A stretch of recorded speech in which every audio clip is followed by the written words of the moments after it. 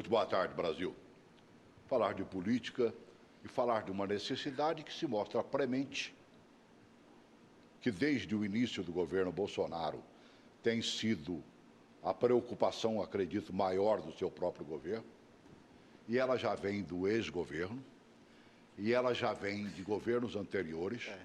Foi feita uma mini-reforma, por exemplo, no governo Lula, Dilma botou o dedo na ferida, o Temer, assumindo a presidência da República, chegou a enviar uma proposta importante ao Congresso Nacional, mas não conseguiu chegar a lugar nenhum. E isto veio para o governo Bolsonaro, que tomou para si a necessidade premente de reforma. Nós vamos falar de reformas, mas principalmente da reforma da Previdência, que se apresenta como a salvação da lavoura e que nos apavora quando você vê, por exemplo, uma informação: sem reforma, faltará dinheiro para salários em 2024. Quem disse isso? O próprio presidente da República. Isso nos deixa boquiabertos, nos deixa preocupados. O que vamos fazer? Por que ela não deslancha? Levou um certo tempo dentro da CCJ, está agora numa comissão especial que tenta debatê-la. A gente não vê efetivamente uma solução. Estou recebendo 2 companheiros que visualizam esse problema. Estou aqui com o Diego Querulli, um advogado, professor, assessor jurídico e legislativo, coordenador jurídico da ASAPREV DF, né? Maravilhosa ASAPREV, Associação dos Aposentados e Pensionistas do DF e entorno, e também da FAP-DF, Federação dos Aposentados, Pensionistas e Idosos do Distrito Federal e entorno, onde eu tenho lá um grande amigo, João Pimenta. Ele mesmo, né? Que te indicou para vir para cá pela primeira vez. Verdade, foi né? mesmo. Sabe tudo de Previdência, ou pelo menos briga por tudo de Previdência, né? É verdade. Que bom revê-lo, querido. É um prazer estar aqui com você. E aí, a gente não sai dessa, não? Então, é bem complicado, né? O governo, desde o governo Temer, ele vem tentando reformar a Previdência, usando muito a mídia para isso e usando muito a ameaça. Então, o mesmo modus operandi, o mesmo modo de agir do governo Temer tem se referido agora no governo Bolsonaro. É sempre muita mídia, muita ameaça, muita informação truncada e, na verdade, ninguém sabe de nada. Tanto que o governo, tanto o Temer quanto o governo Bolsonaro, ao enviar seus projetos, nunca mandaram um cálculo atuarial, um estudo atuarial, porque não tem um estudo econômico de impacto social. Ah, vou economizar 1 trilhão, mas com o quê? Ah, vou deixar de pagar benefício, o custo disso na sociedade e a redução média do valor dos benefícios e a economia dos estados que vai ser prejudicada com isso. Então, nós não temos um estudo amplo, temos aí apenas ilações, muitas das vezes, e que precisam ser aprofundadas antes de fazer uma reforma. Como a própria reforma está ligada a uma destinação financeira, né? Porque ela provoca, segundo as autoridades, um rombo enorme na economia brasileira, eu não podia abrir mão de ter um amigo aqui conosco que mergulha nessa área. Ele é jornalista, ele é economista, diretor da Associação de Blogueiros de Política de Brasília, né? Tem o seu próprio blog que mergulha quase sempre nesta área econômica. Recebo mais uma vez o amigo Hamilton Silva. Bom tê-lo aqui, viu, Hamilton? Que bom, muito bom ter o seu convite aqui, retornar à casa, né? Uma casa que a gente é muito bem recebido. Mas eu queria entrar no debate aqui com um colega e já dizer, realmente existe um debate que não é só política, existe um debate de informação. Informação contra informação, e a agressividade dos governos no sentido de aprovação, ela tem se dado muito mais no segundo semestre do ano passado para cá, porque as contas no ano de 2018 fechou próximo de 200 bilhões de déficit. Então, faz-se necessário, não é, partir para um debate muito mais agressivo no que tange a aprovação desse projeto. E eu diria mais, eu diria que o projeto do Paulo Guedes, que é o que está na comissão, ele precisa ser aprovado na sua amplitude. Existem sim, né, os próprios colegas especialistas podem afirmar com mais definição, aquilo que não agrada à grande população ou a alguns setores de privilegiados, como, por exemplo, aposentadorias dos parlamentares, aposentadorias de servidores do Legislativo e do Judiciário.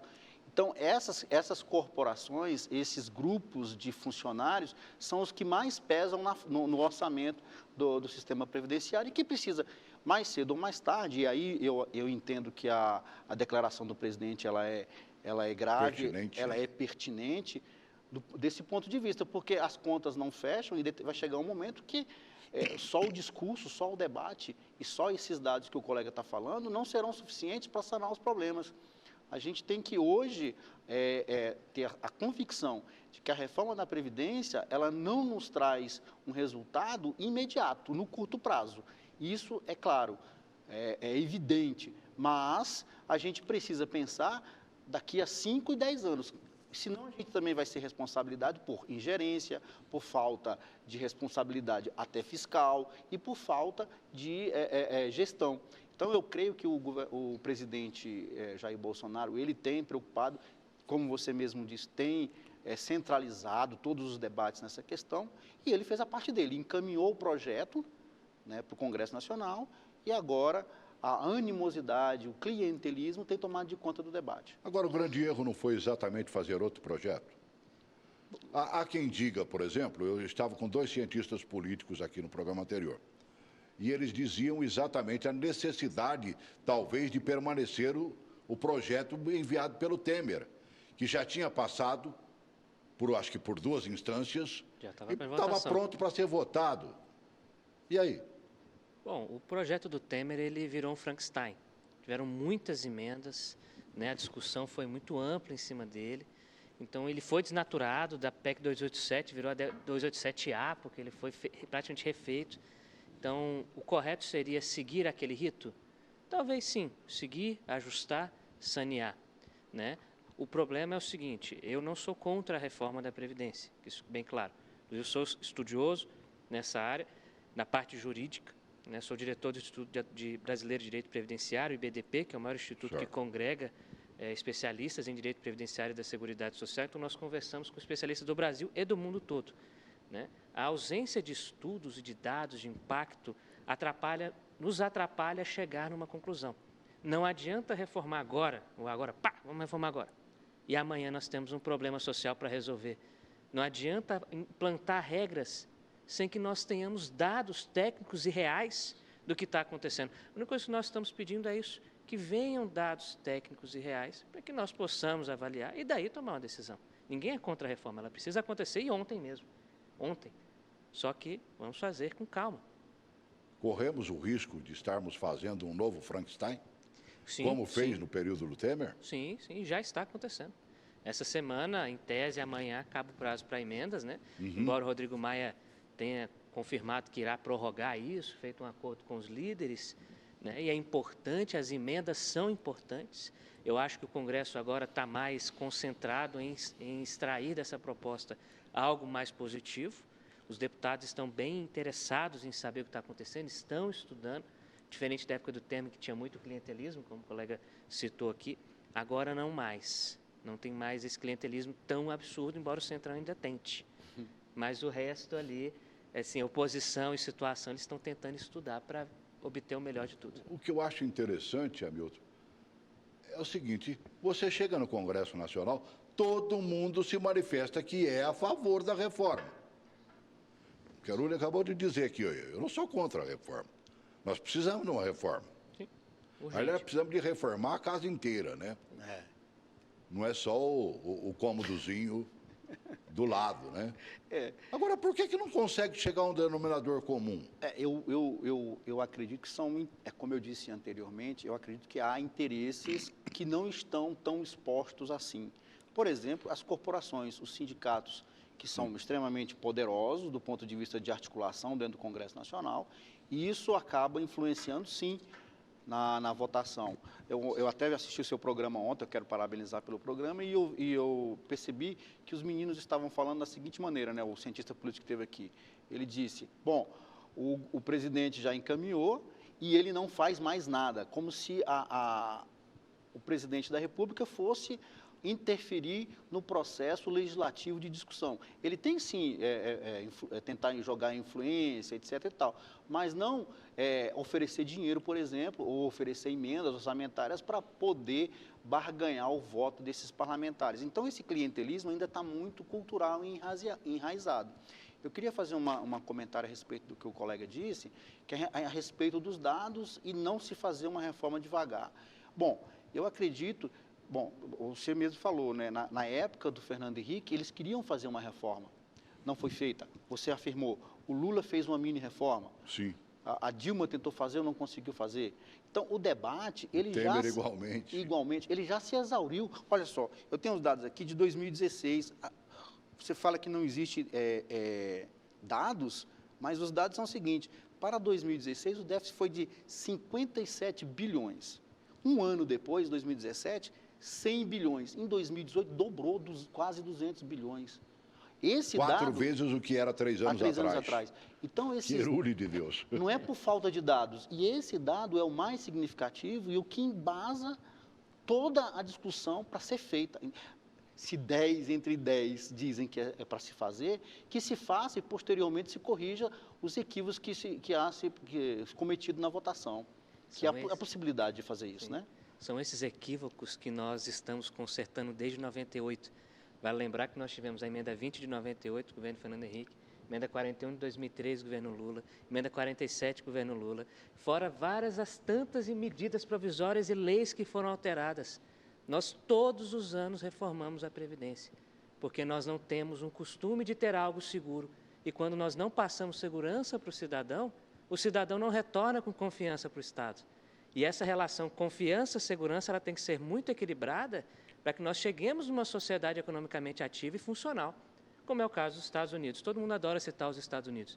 Sim. Falam que o americano de tudo, bem e mal, mas todo mundo sabe que o americano ama o Estado americano, confia no Estado americano e trabalha para o Estado americano. O brasileiro não tem isso, porque o brasileiro não tem o retorno de serviço público, não tem um retorno de confiança legislativa.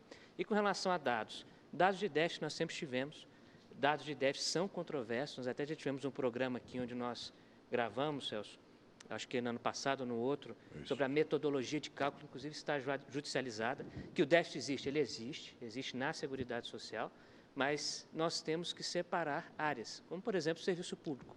Precisamos reformar o serviço público, legislativo, judiciário, porque eles são privilegiados? São. Alguns são, aqueles que têm integralidade e paridade lá de trás, mas isso não existe mais.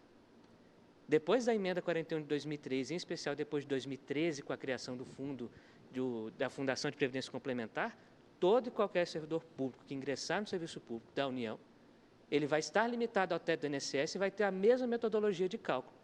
Então, nós vamos reformar para eles o quê? Precisamos reformar? Sim, sendo que ele já tem idade mínima, o regime geral não tem. Então, nós precisamos aproximar o regime. Para o serviço público, já está muito, assim, precisa melhorar, concordo, tem que ter uma reforma, temos que endurecer os critérios de acesso, mas tomando cuidado para não atacar o direito adquirido de quem já vinha preservando ou o direito expectado de quem já há muitos anos tinha uma ideia e agora nós retirarmos isso. Aí nós quebramos a estrutura jurídica do Estado em prol da economia. Aí é perigoso.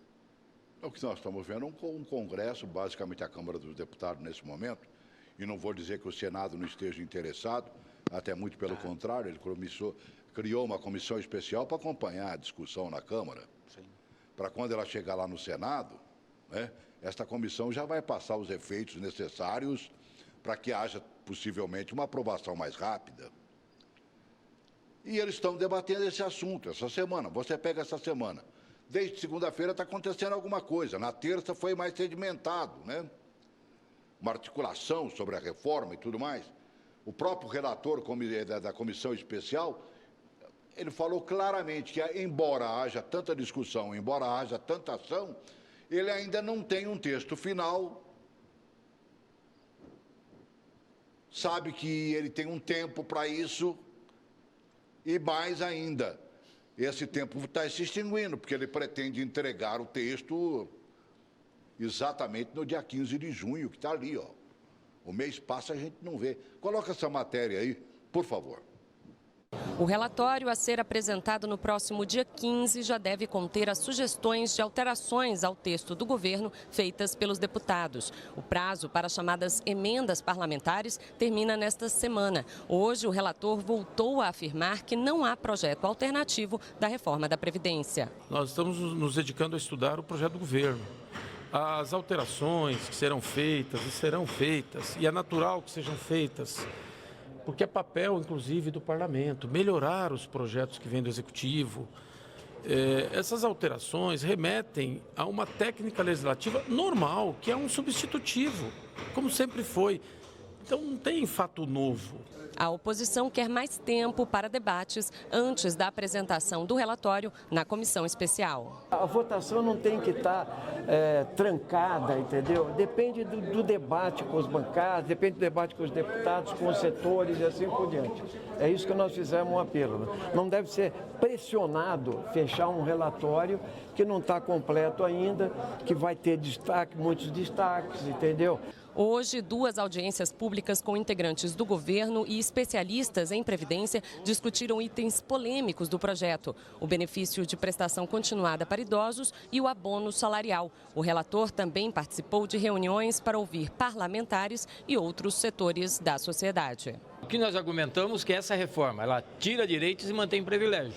Então não tem condições. Levantamos todos os pontos, BPC, cálculo de aposentadoria, PIS, rural, todos esses, transição, que é ninguém entende o que é a transição para um novo sistema. Então, existe a preocupação. A reforma da Previdência ainda tem um caminho longo antes de sair daqui da Câmara e ir para o Senado. Na comissão especial, a proposta precisa de 25 votos para ser aprovada. O maior desafio é no plenário, onde são necessários 308 deputados a favor do texto. A Câmara quer o protagonismo da articulação e da garantia de ter os 308 votos. É isso que a gente está trabalhando aqui, nos esforçando para conseguir aprovar a matéria.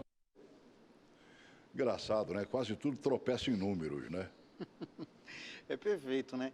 O que eu acho que a matéria já matou ali no comecinho. Fala o seguinte: a oposição é que quer mais tempo para debater. O debate já foi feito, Celso. O debate está exaurido. Mas não está errado, o Querulli não acabou de dizer antes da matéria que a gente tem que ir devagar, né? Para não botar, como diz o outro, o andor na frente do padre. Exatamente. O que eu acredito é que alguns pontos polêmicos, como BPC, sim, talvez alguns benefícios, eles precisam ser discutidos. Sim. E o que eu entendo de Congresso Nacional, negociação, a questão não é só tomar lá da cá, mas é de você ceder. Né? Quando você está numa parceria, em algum tipo de relacionamento, você precisa, sim, chegar à conclusão de que, olha, esse ponto aqui, realmente, para eu aprovar o texto maior, eu vou ter que ceder nesse ponto aqui, senão eu não vou, além de atrasar, eu não vou aprovar o projeto mais amplo, mais global, que é o que interessa ao governo. E aí, meu irmão? A gente ouve. Eu, sinceramente, cada vez me complico mais no entendimento disso tudo, viu? É bem complicado mesmo. Mas, como bem demonstrou a matéria, né? Nós analisamos os dados dos deputados, levantamos toda a Câmara, os 513, e separamos quem poderia votar a favor, quem poderia votar contra, quem está no meio. Hoje o governo não tem voto para aprovar, ele não tem os 308 para aprovar a integralidade. Ele está falando dos 25 votos da comissão especial, ele corre o risco de não tê-los. Pode ser que não. Nós não sabemos ainda, a comissão especial está bem complicada, em especial porque a base do governo ainda está um pouco instável com o próprio governo, por conta de algumas crises. Então, tem um pessoal do PSL, da base do próprio governo, que está um pouco em crise. A oposição, por sua vez, também não tem votos para matar a reforma de uma vez. Quem vai decidir isso é o Centrão. É o Centrão que vai decidir, que está na mão do relator e o presidente da comissão são do Centrão. Eles estão ali tentando articular, como bem disseram, uma forma para que, quando for ao plenário, seja aprovado. Nós precisamos aprovar essa reforma. Agora, como o colega falou, Hamilton, BPC, a questão do BPC, que o governo reduziu, passou para 70 anos para receber salário mínimo, começando com 60 anos pagando R$400. Isso não tem viabilidade política de ser aprovado. O IBDP apresentou proposta de reforma, Marco, desde o governo de transição. Nós já tínhamos enviado uma proposta de reforma e agora temos uma emenda, que estamos finalizando a coleta de assinaturas hoje, onde colocamos o BPC, por exemplo, para pagar a partir de 60 anos, com R$ 400, que é 40% do salário mínimo, ele aumentando progressivamente até os 65 para chegar ao salário mínimo. Hoje é só os 65, homem e mulher, recebe o salário mínimo. Então, nós estamos adiantando o pagamento proporcional do BPC, que é a ideia do governo. Então, isso aí já tem uma recepção. A questão da metodologia de cálculo ficou muito pesada, está reduzindo muito o valor médio dos benefícios do regime geral. Vai lembrar, essa reforma do governo ela ataca a maior parte do regime geral, que é quem recebe até 2 salários mínimos. É esse pessoal, os dados do governo, os estudos mostram isso. 80% da reforma vai economizar em cima de quem ganha até 2 salários mínimos. Então, esse negócio de vou combater privilégio é bem complexo, porque não está atingindo tanto. Não atingindo tanto por quê? Porque já foi reformado. Quem entrou depois de 2013, a regra já está pior do que a do regime geral. Então, nós temos também que ter isso em mente. Quem é o público da reforma do governo e quem é o público que o legislativo quer atingir. Por mais que eles tentem explicar isso, Hamilton, não sabe? Eles não conseguem mostrar direito essa velha história, né? Acaba de falar uma coisa impressionante aí. Vai afetar quem? A quem leva 2 salários mínimos? Geral, até 2 salários mínimos. O que eu entendo de tudo isso é que realmente acontece esse problema até por causa do crescimento demográfico. Nós temos aí uma população econômica ativa bastante significativa, mas que com o passar dos anos, os aposentados, as pessoas que estão por benefício, as pessoas que vão ficando de fora, elas acabam daqui a algum tempo sem poder ser contempladas com nenhum benefício e com nenhum pagamento. Isso é fato. A outra questão dos privilégios, eu entendo assim, o governo deveria bater mais nisso, porque vai acabar, pelo menos no projeto original lá do Paulo Guedes, os parlamentares irão ser prejudicados nessa situação. Eles estão sendo, né, e vão ser penalizados também com esse tipo de projeto. Eles não falam e não querem levar isso adiante por uma questão de, primeiro o meu pirão, né? Primeiro para depois o dos outros. Mas, sem dúvida nenhuma, o cálculo, ele precisa ser feito de maneira, aliás, demonstrado, porque o cálculo já foi feito, ele precisa ser demonstrado para a população de maneira mais clara. Eu acho que aí não é uma falha só da reforma da Previdência, não. Os governos, de uma maneira geral, e a gente começou aqui a nossa conversa dessa maneira, Sim. não conseguem atingir o público, né, com uma comunicação eficaz. Porque eles produzem um documento e esse documento chega na ponta totalmente distorcido, com muito ruído, e isso, com muitos interesses no meio do caminho, acaba privilegiando a enrolação, o postergamento do processo de aprovação. Você falou enrolação e alguma coisinha a mais. Parece-me que prevalece o velho jargão, né? Se podemos complicar, porque vamos facilitar. Não estão debatendo também, vou aproveitar a presença do economista, se você me permite, né? A reforma tributária. Sim. Né? Ela ganhou tempo agora na Câmara, então lá debatendo e tudo mais. A CCJ da Câmara tem debatido Exatamente. isso. O texto, né, discutido foi a proposta de emenda da Constituição do deputado Baleia Rossi. O Baleia é do MDB lá de São Paulo, né? Deputado profundo conhecedor daquilo ali. O texto vai seguir aí para análise de uma comissão especial também. Pega esse último vídeo que nós temos aí, para mostrar como é que a coisa também é complicada, sabe? Dá a impressão de que eles querem complicar ao invés de facilitar. Coloca, por favor. Em audiência pública, a Comissão de Constituição e Justiça recebeu especialistas em tributação. Entre eles, o consenso é que o atual sistema é complexo, em um entrave aos investimentos e ao crescimento da economia. Segundo o Instituto Brasileiro de Planejamento e Tributação, a carga tributária no Brasil é de 1,44 trilhão de reais, pouco mais de 1/3 do Produto Interno Bruto em 2017. E o retorno ao cidadão não é compatível. Outras questões do nosso sistema tributário precisam ser tratadas também, como o fato dele ser muito regressivo. Então, os pobres acabam pagando mais impostos proporcionalmente que os ricos. A proposta de emenda à Constituição que tramita na Câmara prevê a substituição de 5 tributos, PIS, COFINS, IPI, ICMS e ISS por um só, o Imposto sobre Bens e Serviços, ou IBS. A ideia é que esse imposto seja não cumulativo e cobrado no destino, ou seja, onde os produtos são comprados e não onde são produzidos. Se aprovada, a implantação será feita em etapas ao longo de 10 anos. A proposta também proíbe benefício fiscal relativo ao imposto e prevê a adoção de 3 alíquotas: federal, estadual e municipal. A cobrança seria centralizada, gerida por um comitê gestor com representantes das 3 esferas. O objetivo da proposta é corrigir distorções que existem no sistema tributário atual, que acabam reduzindo muito o potencial de crescimento da economia brasileira. Portanto, com a aprovação da proposta, a nossa avaliação é que num horizonte de 15 anos você tem um aumento de no mínimo 10 pontos percentuais no PIB potencial do Brasil. Além desta que tramita na Câmara, o governo federal vai apresentar outra proposta de reforma tributária que prevê a unificação somente de tributos federais. Ficam de fora o ICMS dos estados e o ISS dos municípios. Ela quer acabar também com a tributação sobre a folha salarial e criar uma que incide sobre pagamentos para estimular a criação de novos empregos. Ontem, o presidente Jair Bolsonaro disse que o projeto do governo deve ser apresentado após a aprovação da reforma da Previdência. Acho que não há problema para que o governo, inclusive, mande outras propostas. O próprio Marcos Sintra, secretário da Receita Federal, falou sobre outras matérias que eles têm interesse de evoluir e remeter para o Congresso essas outras propostas. O que estamos tratando nesse momento é dessa proposta, né, projeto do deputado Baleia Rossi, que visa substituir 5 impostos por apenas um. Achei interessante aí um ponto, né? Porque muitos podem pensar, a reforma da tributária não tem nada a ver com reforma da Previdência. Tem tudo a ver. O repórter falou claramente, gerar mais emprego. Gerando mais emprego, maior contribuição para a própria Previdência.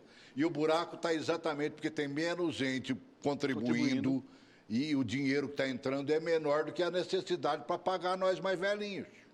Se não me engano, 80% da arrecadação toda, ela vai para despesas que são obrigatórias.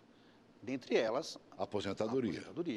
Então, o Bernardo, que é uma autoridade aí na situação de tributos e finanças, que contribuiu efetivamente para os últimos governos, ele sabe do que está falando e, mais do que isso, ele, por não ser do governo Bolsonaro, avaliza essa necessidade, essa possibilidade de crescimento nos próximos anos em virtude de uma aprovação da reforma da Previdência. Nós já discutimos aqui num outro programa anterior, nós sabemos que a guerra ela é proporcional aos benefícios que essa guerra vai nos trazer. Então, eu acredito que, em se passando, você falou uma palavra muito interessante, confiança. Aprovou a reforma previdenciária, o governo, inclusive, vai ter mais confiança para aprovar essa segunda reforma no segundo semestre. Será? Será que vamos conseguir? Bom, na minha opinião, dos especialistas em Previdência e Seguridade Social, a reforma tributária tinha que preceder a reforma da Previdência. Explico por que, até usando um detalhe do vídeo. O próprio relator falou que vão substituir 5 impostos por um e que as contribuições da folha passarão a incidir sobre o pagamento e não sobre a folha. Qual que é a diferença disso? Se eu tenho uma folha de pagamentos da empresa, a minha contribuição previdenciária, que vai para a Seguridade Social, na verdade, que não existe mais o termo contribuição previdenciária, hoje vai tudo para a Seguridade Social, desde a Constituição de 88, ela vai incidir sobre toda a folha de pagamento. Toda. É 20% sobre tudo, e não 20% efetivamente que se paga da contribuição. Só de salários? Não. Da folha de salários da empresa inteira. Né? Assim, como que vai se dar isso? Vai continuar sobre todo o pagamento, toda a folha de salário, e tipo de pagamento ele se refere? Porque nós podemos estar diminuindo a arrecadação da Seguridade Social, que hoje está em déficit. Então, nós temos que tomar cuidado com isso também na parte de separação das rubricas de custeio, porque vai transformar tudo numa só. Como que eu vou saber nesse meio o que é o quê e para onde vai o quê? E nessa proporção de dividir para onde vai a receita, qual percentual vai para que ponto, para qual área, para qual destinação, e se esse percentual é suficiente para custear. Quando eu critico que não existem dados e números, se você for olhar a reforma da Previdência, tem um monte. Claro. Agora, existe um dado atuarial, um estudo atuarial que tem que levar a expectativa de sobrevida, condição social, expectativa média da sociedade, de vida com saúde, de vida após a aposentadoria, de recebimento de aposentadoria, de valor de aposentadoria, de custeio dessa aposentadoria. Isso não tem. Não tem por quê? Porque nós estamos reformando a Previdência com base na lei tributária anterior e tem uma nova lei tributária vindo depois de uma reforma com base na lei anterior. Então, não vai funcionar. A gente vai aprovar a reforma, mas está fazendo outra, mas está fazendo outra, mas está fazendo outra, mas está fazendo outra. O Brasil precisa ter uma lei única, forte, estável. E, para isso, nós precisamos reformar o Estado, daí reformar a tributária, reformar a Previdência e deixar o país com segurança. Mas quem está lá na cabeça não sabe disso? Sabe, e cobram. Só que você tem que chegar à reforma tributária primeiro. para que a reforma da Previdência esteja calcada nesta reforma, Sim, né, na nova eles lei. estão intimamente ligados. Queiramos ou não, será uma nova lei. Por que eles não fazem isso, meu Deus do céu? É uma boa pergunta, até porque em termos de confiança, que é a palavra que os economistas gostam, nós juristas também, que é o seguinte: nenhum país e nenhuma economia vai dizer que investimento internacional vem para um país que não gera confiança. Nunca. E a confiança, ela vem da estabilidade das normas. E nós não temos essa estabilidade. Então, aprovar a reforma antes da reforma tributária, a reforma da Previdência, antes da tributária, vai gerar nova reforma amanhã e vai ficar no troca, porque nós não sabemos. Quem disse que as regras que o governo propôs hoje estão adequadas ao novo modelo de custeio que vai ser apresentado pela reforma da tributária? O que eu entendo na inversão da pauta é justamente pela urgência da reforma da Previdência, mas principalmente pela questão da confiança. E aí entra a questão política. O governo Temer ele estava bastante adiantado na discussão no início do semestre do ano passado, mas aí teve aquelas denúncias todas de corrupção e tal, perdeu confiança no Congresso, passou-se a discutir outras coisas e não se levou isso adiante. Então, eu entendo que se você faz uma discussão que, a meu ver, ela é mais polêmica, que mexe com o futuro efetivo do país, que, assim, não é uma questão muito visível, uma coisa... Para muita gente, a reforma da Previdência não é uma coisa palpável, né? Para a gente aqui, a gente tem que ser didático, porque senão as pessoas, o nosso intelectual não entende. A reforma da Previdência vai favorecer ou garantir às gerações futuras, ao meu filho, ao seu filho, aos nossos netos, uma certa estabilidade no recebimento das aposentadorias. Mas, se você inverte essa pauta agora e traz para o debate no Congresso Nacional isso, baseado nisso que você falou, o PSL não tem certeza do que está votando, né? Eles ainda estão, se vão aderir a um clientelismo barato, ou se vão realmente, se o governo Bolsonaro vai chegar até o fim. Então, esse debate todo, ele é pertinente agora, e principalmente o seguinte: olha, quem gere o país, ele tem como princípio eleger prioridades. A prioridade da reforma tributária, ela é tão urgente quanto. No entanto, do ponto de vista político e de tática, o cara achou que era importante, o cara que eu digo é o governo, o presidente, o Onyx Lorenzoni, eles estão no dia a dia do debate. Então, esse debate precisa ser priorizado em detrimento de uma reforma tributária extremamente importante, que sedimenta a reforma previdenciária e vice-versa, mas as condições políticas, as condições de debate, elas proporcionam o debate da reforma previdenciária neste primeiro momento. Mas não estão gritando mais pela presença do senhor presidente Bolsonaro, né? E de algumas representatividades políticas nessa discussão? Alguns parlamentares, não, ele está ausente, ele não está... Né? Eu não sei até onde a presença dele funcionaria aí. Eu vejo no governo Bolsonaro um aspecto positivo, Celso.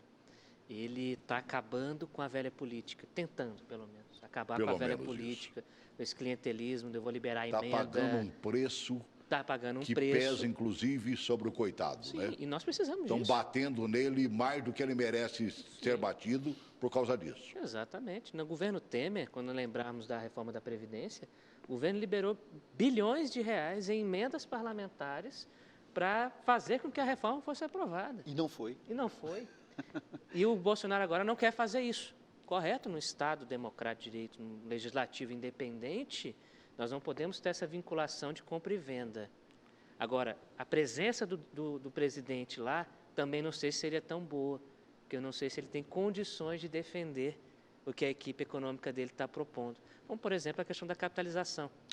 A capitalização Por isso é que ele está botando a sua equipe econômica para ir lá responder. Sim, né, toda vez que vai, apanha no Congresso. Até porque não consegue a oposição, responder. O papel dela é bater, né? Mas não vem nem só da oposição. Engraçado que vem indagações do próprio governo, do PSL, como, por exemplo, a capitalização que nós estamos falando. O Paulo Guedes importou o modelo chileno para o Brasil, um modelo totalmente não funcional, do qual ele fez parte na criação. Né? O Paulo Guedes fez parte na criação durante o governo Pinochet, ele era estudioso na Faculdade do Chile e participou do governo na criação do modelo chileno na década de 70 e está querendo importar isso para cá, que não funcionou. Aí fala, mas lá não funcionou, mas aqui vai funcionar. Mas como que vai funcionar? Você não está falando nem como que vai funcionar. No início do projeto no Chile, obteve resultados bastante significativos. É fato que, posteriormente, com o desgaste, com alguns mecanismos que não foram ajustados no período da aprovação, isso levou a um desgaste e vamos dizer assim, a falência desse processo. Agora, eu sou muito à vontade para falar sobre isso, que todo dia lá em casa eu levo uma porrada da minha esposa por causa desse negócio de capitalização. Ela vai se aposentar, por exemplo, no teto, um pouquinho mais no teto. Então, o que acontece é que esse debate da capitalização envolve uma outra questão cultural. Né? Nós, brasileiros, não temos, isso é nosso, é meu, é seu, de nós não pouparmos. Né? A gente entrega, paga o imposto, o governo poupa, faz o que quer, mas nós, pessoalmente, não temos condições culturais de educação. A capitalização que a gente conhece é aquela que quase sempre o banco nos impõe quando a gente precisa do banco. Exatamente. Aí você contribui. Antigamente, com 2 anos, você podia mexer no dinheiro e o dinheiro que você tinha depositado, ele já, que era desse tamanho, virou isso aqui, ó. Você perde, lá você só perde. Se você sacar antes, agora estão falando não sei em quantos anos, 5 anos, 6 anos, 8 anos. Se você sacar antes, vai para o caixa-prego tudinho. Então, a ideia que nós temos de capitalização é de que nós só perdemos com ela. Verdade. Eu, pelo menos, até hoje, em 2 ou 3 que eu fiz, eu só perdi. Mas não é ruim, tá? A capitalização não é ruim. Chegou um dinheirinho, todo o dinheiro é bem-vindo na mão, na hora que ele, como diz o outro, que ele chega, ele venceu o prazo, né? Está aqui, ó, à sua disposição. Bom, todo o dinheiro é bem-vindo, mas era para ser a mais. Podia. Não havia uma correção honesta. Sim. E o que nós criticamos da capitalização é o seguinte: o modelo de capitalização ele é funcional? Sim, desde que mesclado, desde que no modelo híbrido. Um regime geral de repartição simples, que é o que nós temos hoje, que garanta uma base, e um regime de capitalização. A proposta do governo está substituindo, vindo direto totalmente para o sistema de capitalização. Isso é um pouco irresponsável. O Brasil precisa incentivar, como o Hamilton disse, nós não temos educação financeira. Precisamos incentivar o brasileiro a ter? Sim. É bom para o Brasil ter uma poupança capitalizada forte, desde que ela seja complementar e importe os requisitos norte-americanos, que é onde funciona. Nos Estados Unidos, não sei se o senhor sabe, se o pessoal sabe, existem 2 modelos que no Brasil também são iguais, que é o 401k e o IRA. Sim. O IRA é a conta individual, que seria a nossa previdência aberta. É que a gente faz nos bancos normais, você vai lá e qualquer pessoa faz. E o 401k é a previdência fechada, que é como o nosso aqui, o Postales, Funcef, Previ, etc. Lá tem, só que lá se a pessoa se aposentar depois dos 59 anos e 6 meses, ela não paga taxa nenhuma. Aqui no Brasil não, quase 40% sai em taxa do saldo da pessoa. Então, nós precisamos melhorar o nosso sistema. E a proposta do governo não trouxe nada nesse sentido. O que eu acho interessante, você tocou num assunto interessantíssimo, né? O aposentado, quando ele continua trabalhando, ele continua pagando a Previdência. Sim. Sim? Certo? Para quê? Isso. Que benefício ele vai me trazer depois? Ele vai melhorar a minha aposentadoria, que seria o óbvio. Não é que se eu contribuir mais 10 anos, eu mereceria ter uma contribuição, ou seja, receber um bocadinho a mais. E não fazem isso. Era a ideia da desaposentação. Não sei se o senhor lembra dessa... Que não deixaram passar de jeito nenhum, né? O Supremo bloquearam por questão econômica. Por uma previdência arrebentada, já pensou? Agora, num ponto de vista de sistema contributivo, precisamos contribuir mais. Não seria ideal fomentar mais isso do que ao contrário? Estimular que o aposentado pague e depois revise?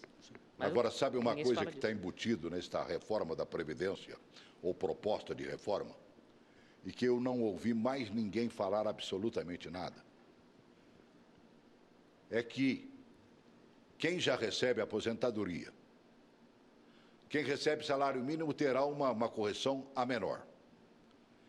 E quem recebe acima do salário mínimo, que já tem uma correção que não era comparável com o do salário mínimo, não terá mais correção. Está embutido lá e ninguém falou absolutamente nada até agora. Se a correção para quem ganha mais do que o salário mínimo já era a menor, isso tinha o efeito cascata de aproximar todo mundo do salário mínimo. Você já pensou agora sem? Na verdade, o texto suprimiu a expressão reajuste pelo valor real. Eu sei, mas isso é um tiro de canhão, mano. É um tiro de canhão e todo mundo está discutindo lá, tá? Isso é amplo, a discussão lá é ampla nesse sentido. Já falei para Pimenta aqui, para João Pimenta e outros convidados que vieram, já falei para ti também. Claro. Né? A Federação de Brasília faz parte dessa emenda que está sendo aprovada, ela foi uma das que propôs, né? O nosso jurídico avaliou, está propondo o retorno do reajuste pelo valor real. Precisamos disso. Esse é um debate muito polêmico. Eu acredito que não há tempo para fazer essa discussão. Pela urgência, acho que é agosto, né? Junho, julho. Eles pretendem, né? Eu acredito que essa situação aí, ela pode vir à tona, sim, se tiverem um grande lobby para levar para os parlamentares, mas é preciso, então, já que se vai colocar na mesa, colocar os reais prejuízos, fazer esses cálculos, os cálculos autorais que ele está falando aí, e que sejam mais comunicados com mais urgência, porque se é tão importante, tão fundamental, eu acredito o seguinte, olha, não dá para corrigir salários de 30 mil, 50 mil, conforme o valor nominal do salário ali, né? Há que se fazer uma reflexão. Tudo bem, esses salários estão elevados, eu gostaria, inclusive, que todo mundo ganhasse esse salário. Infelizmente, ninguém consegue, mas se é prejudicial à grande massa, como você falou, o contribuinte geral, aí é preciso fazer esse debate e levar para as lideranças fazer esse debate, porque se eles não sabem disso até o momento, está muito tarde para aprender e saber e debater esse debate. Né? Agora, tem um negócio que eu achei interessante.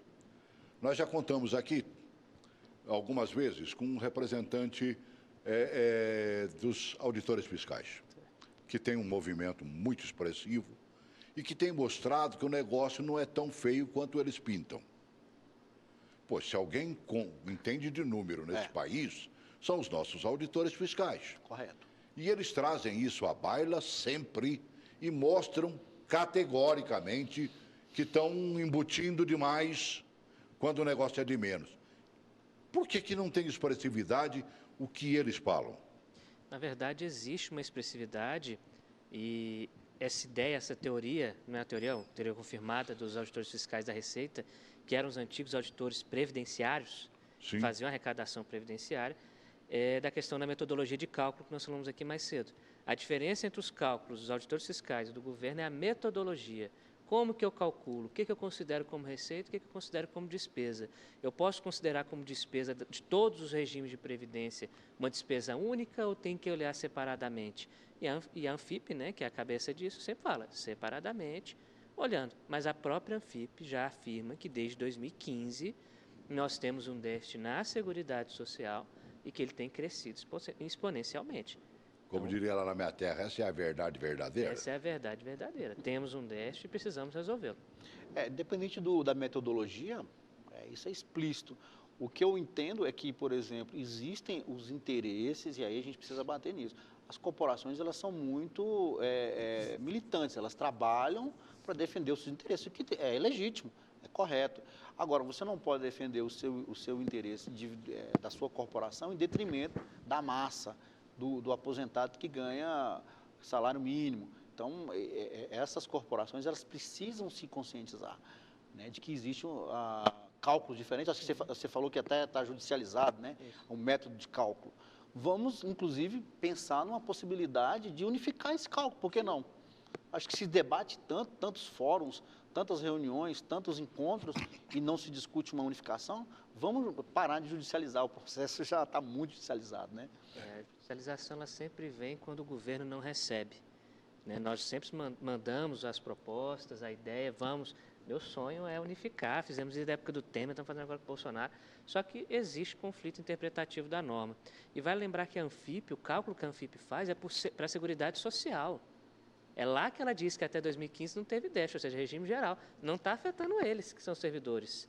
Inclusive, eles nem falam essa parte, porque a regime de previdência dos servidores ele é naturalmente deficitário por conta da forma como ele era até 93. Ele era um regime administrativo, não se tinha contribuição, era uma retribuição do Estado pelo serviço público prestado, como é hoje pelos militares, que ninguém fala de reformar. Na verdade, mandaram uma reforma. Faz um negocinho separado, né? Faz um negócio separado e que, na verdade, não é reforma. Aquilo ali é um aumento de privilégio absurdo para os militares. Absurdo. Vergonhoso, considerando que nós temos servidores e regime geral no meio e eles estão vindo como uma classe apartada do resto do mundo. Diferente. Eles são diferentes? São. Mas precisamos ter regras pelo menos parecidas. Eu fico com a impressão de que, sabe, tem alguém pensando aí, se o meu está garantido, o resto que... Não vou falar o que eu pensei aqui, de jeito nenhum. É porque todo mundo é diferente, né? Os militares são diferentes, os professores são diferentes, os médicos são diferentes, os economistas são diferentes. Então, unificar e pacificar esse debate com foco de aprovação, eu acho que, agora a gente abre mão disso, para posteriormente a gente faz uma nova discussão.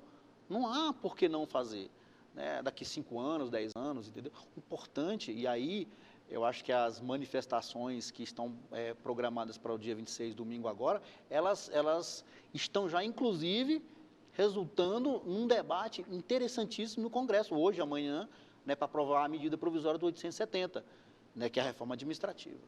Você está dizendo que chegar até onde der e já está de bom tamanho? É por aí. Mesmo que daqui 5 anos, 10 anos, a gente tenha que discutir de novo. Vamos reavaliar, né? Você pensa a mesma coisa? Para a gente arrematar. Nesse ponto, eu penso o contrário. Eu acho que o país necessita... Nós podemos fazer num ritmo mais acelerado as reformas, porém com segurança, com mais estabilidade, e que se formos definir, de fato, as regras, que façamos pela lei, mas mexendo na Constituição, que ela seja estável, que ela seja segura, afinal de contas, essa é a finalidade principal da Constituição Federal. Segurança. A gente vai chegar a lugar algum, vai? Um dia. Vai chegar? Precisa chegar, Celso.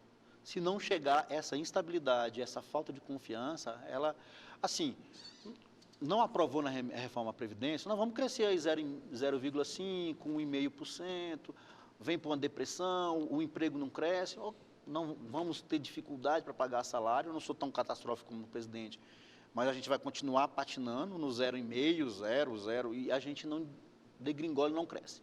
Agora, aprovando, as possibilidades são imensas, tá certo? E a segurança jurídica que ele está falando, a gente vai ter sim, se aprovar, que ele vai ser considerado, vai ser executado, né? Mas, posteriormente, se refaz o cálculo. Vamos calcular? Olha, quem já é aposentado, faça parte da Asaprev DF, viu? Busca aí, www.asaprev, tá? DF, logo em seguidinha, .org.br, representa os aposentados do Brasil. Nós estamos precisando nos unir, nós estamos fazendo pouco. Eu já tive a oportunidade de ver convocações da própria Asaprev, né, para que fôssemos ao Congresso Nacional, né, nos momentos de discussão, e quase ninguém compareceu. Vem alguns poucos grupos, às vezes até de longe, né? Bato palma para eles. Estão preocupados com isso. Nós temos que nos preocupar mais, mostrar que a gente é vivo. Agora, é lógico e evidente que havemos também de nos preocupar com aqueles que futuramente vão se aposentar. Mas, sobretudo, nós temos que imaginar que nós temos 14 milhões de desempregados no Brasil que não estão contribuindo com absolutamente nada para com a Previdência. Perfeito. Nós temos quase o mesmo número, ou até superior a esse número, de pessoas que estão em subemprego, que no máximo que estão contribuindo é como empreendedor individual, né, que arrecada um pouquinho. Melhor para eles, que pelo menos estão arrecadando alguma coisa e garantindo no futuro as suas próprias aposentadorias. Aliás, fica o registro, faça isso. Se você é um MEI, não deixe de contribuir. Não deixe. Isso é privilégio para amanhã, para você. Isso vai contar, evidentemente. Agora, vamos produzir imposto, sabe? Não, vamos produzir emprego, vamos produzir uma reforma da tributária, vamos produzir alguma coisa que abra o leque do emprego no Brasil. Eu não vejo outra solução, irmão. Não tem. Não vejo. É verdade. Emprego. Não vejo. É verdade. Precisamos reformar o Estado para voltar a crescer. Não vejo, Hamilton. É emprego. A juventude sem perspectiva, com empregos, fazendo uma outra guinada, né? Não são mais empregos tradicionais, com carteira assinada, são empregos temporários, como a reforma trabalhista proporcionou. E aí, como é que faz? Você tem tecnologia para trabalhar, você tem home office, né, que se fala tanto hoje, advogados trabalham tanto com home office. Sinceramente, futuro nebuloso. Sem gerar emprego nessa nação, nós não vamos chegar a lugar nenhum. Agora, o que trava isso? Os empresários brasileiros dizem que pagam impostos altíssimos e que não conseguem gerar mais empregos, até porque não estão faturando mais. Você sabe o que aconteceu agora com o chamado Bolsa Família?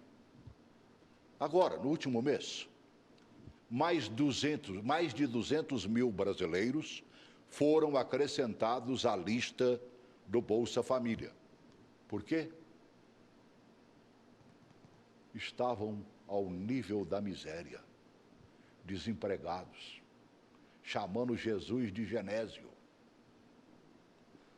chamando, como diz o outro, sabe, tudo que é de ruim, porque não tem como sobreviver, caramba. Graças a Deus pela Bolsa Família, que pelo menos vai levar um bocadinho para cada um deles. Mas não seria muito melhor se nós tivéssemos brasileiros realmente trabalhando, gerando, fomentando, e a gente vivendo as mil maravilhas? Exemplos há, com certeza.